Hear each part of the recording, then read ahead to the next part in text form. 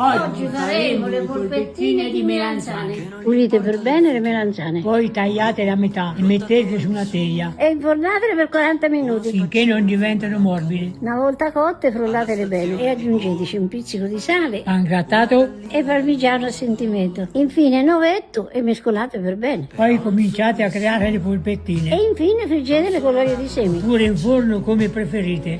Le polpette finite.